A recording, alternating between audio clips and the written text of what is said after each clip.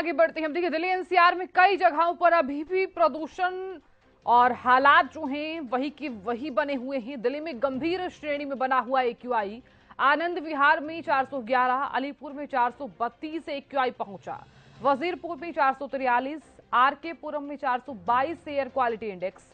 हरियाणा के भी कई इलाकों में पॉल्यूशन हावी है। फरीदाबाद में कई दिनों बाद एक्यूआई 400 के पार है। गुरुग्राम, जींद, रोहतक, भिवानी में एक्यूआई 300 से ऊपर है। 5 तस्वीरें साझा कर रही हैं। दिल्ली के इंडिया गेट की तस्वीर देखिए, दिल्ली के आईटीओ, दिल्ली के लोधी रोड की तस्वीर देखिए और दिल्ली के मयूर विहार में और इधर दिल्ली के विनय मार्ग में। पांचों ही तस्वीरों को देखने के बाद आपको यही नजर आएगा कि हालात ज्यों के त्यों हैं। हालात बिल्कुल भी या फिर यूं कहें कि स्थिति वही की वही बनी हुई है और ऐसे में अभी भी प्रदूषण का जो लेवल है वो ऊपर की श्रेणी में बना हुआ है, गंभीर श्रेणी में बना हुआ है और इसी के चलते अब एहतियात बरतना सबसे ज्यादा जरूरी हो जाता है। महेंद्रगढ़ से मेरे सहयोगी अक्षय यादव जुड़ गए हैं। अक्षय, प्रदेश में तो हालात अभी वही के वही बने हुए हैं। हम कह सकते हैं कि हालात बिल्कुल भी नहीं संभले हैं, चाहे एक आम नागरिक की जिम्मेदारी हो, चाहे सरकार की जिम्मेदारी हो या फिर यूं कहे कि प्रशासन की जिम्मेदारी हो, कोई अपनी जिम्मेदारी बखूबी नहीं निभा रहा है। बिल्कुल साधना, तो दिल्ली एनसीआर की बात करें चाहे हरियाणा की बात करें, जो लोग है लगातार जो जहरीली हवा उसके अंदर सांस लेने को मजबूर है और प्रदूषण का लेवल जो एक्यूआई लेवल वो घटने की बजाय बढ़ने लग रहा है। महेंद्रगढ़ के अंदर कल परसों एक्यूआई लेवल 250 था, वो 280 आया और आज वो 300 को पार कर गया। तो ऐसे में कहीं जो लोगों को राहत के आसार है वो नजर नहीं आ रहे। जिला प्रशासन के द्वारा जो सख्ती की गई है लेकिन उसके भी जो आदेशों की जो अवहेलना वो लगातार लोग करते हुए नजर आ रहे हैं। आसपास के जो महेंद्रगढ़ के अंदर तो धान की खेती नहीं होती, बल्कि आसपास के जो इलाके और क्षेत्र है उनमें जो धान की खेती होती है उसकी पराली को कहीं ना कहीं रात में किसान जलाने का काम कर रहे हैं और ऐसे में वहीं से जो जहरीली हवा महेंद्रगढ़ के अंदर आती है और यहाँ की भी जो आबो बिल्कुल खराब हो चुकी है। अस्पताल के अंदर लगातार 500 के करीब ऐसे मरीज पहुंच रहे हैं जिनको खांसी की समस्या हो, जुकाम की समस्या हो, गले में खराश की समस्या हो या फिर आंखों में जलन की समस्या हो, तो लगातार इस तरह के मरीज बढ़ रहे हैं। पिछले एक सप्ताह के आंकड़ों की अगर बात करूं तो 3700 के करीब मरीज जो वो एक सप्ताह के अंदर सरकारी अस्पताल के अंदर पहुंच चुके हैं। प्राइवेट अस्पतालों का आंकड़ा इससे अलग है। तो ऐसे में अंदाज लगा सकते हैं कि हालात किस तरह से जो बद से बदतर होते जा रहे हैं। जिला प्रशासन भले ही सख्ती की जो बात करता हो लेकिन उन नियमों की जो अवहेलना साफ तौर पर करते हुए नजर आ रहे हैं।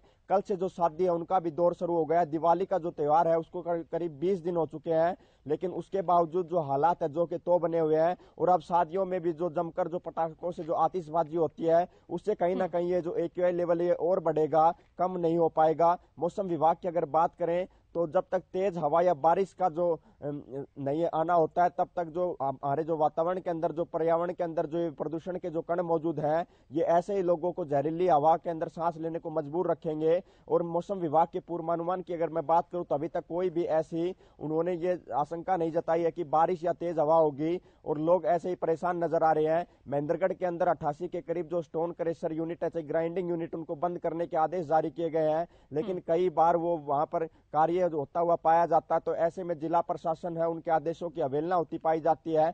और अगर प्रदूषण से राहत पानी है तो सबसे जागरूकता जो आमजन की जागरूकता वो सबसे महत्वपूर्ण मानी जाती है, क्योंकि आमजन जब जागरूक होगा अपने कुछ कचरे का जो सही ढंग से प्रबंध करेगा और उसमें आग नहीं लगाएगा, साथ ही जो अपनी फसलों के अवशेष है उन पर आगजनी नहीं करेगा, तब जाकर कहीं प्रदूषण के ऊपर जो थोड़ी है वो लगाम लग पाएगी। दिवाली के ठीक 1-2 दिन पहले 9 और 10 तारीख को जो तेज हवा और बारिश हुई थी उसके कारण एक्यूआई लेवल 100 के करीब पहुंच गया था। उसके बाद आतिशबाजी हुई जब 200 के करीब पहुंचा और अब निरंतर जो वृद्धि हो रही है। महेंद्रगढ़ की अगर बात करूं तो 320 के करीब जा लिया है। डॉक्टर्स के द्वारा बाकायदा निर्देश दिए गए कि आप सुबह सैर पर ना जाएं और अपने घर से कम बाहर जाने से बचें और अगर आप अपने घर से निकलते हैं तो बाकायदा जो मास्क है उसका उपयोग करें।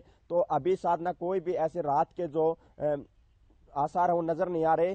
सरकार के द्वारा उन पर सख्ती की जानी चाहिए जो पराली जलाते हैं, बाकायदा उसके प्रबंधन पर जोर दिया जाना चाहिए ताकि जो पराली का जो सही ढंग से प्रबंध हो सके और किसान को अगली जो फसल है उसकी तैयारी के लेकर जल्दी रहती है। तो ऐसे में उस पराली को वो आसपास के किसी ऐसे संयंत्र के अंदर दे के आए ताकि उसको आर्थिक लाभ भी हो और उसका जो सही ढंग से उपयोग होकर कुछ बिजली प्रोडक्शन या इस तरह का उपयोग में काम आ सके। तो पराली प्रबंधन पर भी जोर देना बहुत जरूरी है। हालांकि हरियाणा सरकार के द्वारा कई योजनाएं भी चलाई गई है। अगर मैं बात करूं तो धान की जो खेती है उसको छोड़कर दूसरी खेती करने के लिए कुछ प्रोत्साहन राशि दी जाती है। चाहे मैं रोटावेटर की बात करूं तो रोटावेटर के ऊपर जो सरकार के द्वारा सब्सिडी दी जाती है, जो पराली के जो कण है उनको बिल्कुल चकनाचूर कर देता है। और उसको हरियाणा सरकार की इन योजनाओं से जरूर हरियाणा के अंदर थोड़ी जो कमी जरूर आई है जो पराली जलाने के मामले में, लेकिन अगर पंजाब की बात करूं तो सुप्रीम कोर्ट तो खुद जो टिप्पणी कर चुका है कि पंजाब के अंदर जो पराली के मामले हैं वो ज्यादा बढ़ रहे हैं, और जो सैटेलाइट से तस्वीरें ली गई उसमें भी साफ तौर पर नजर आ रहा है। तो ऐसे में इन 2 महीनों के अंदर जो पराली मुख्य कारण माना जाता है और इन्हीं के अंदर जो प्रदूषण ज्यादा बढ़ता है,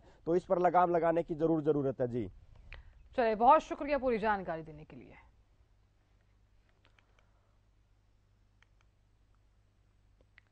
तो अब देखिए, पॉल्यूशन का जो लेवल है वो अभी भी वही की वही स्थिति बनी हुई है, और ऐसे में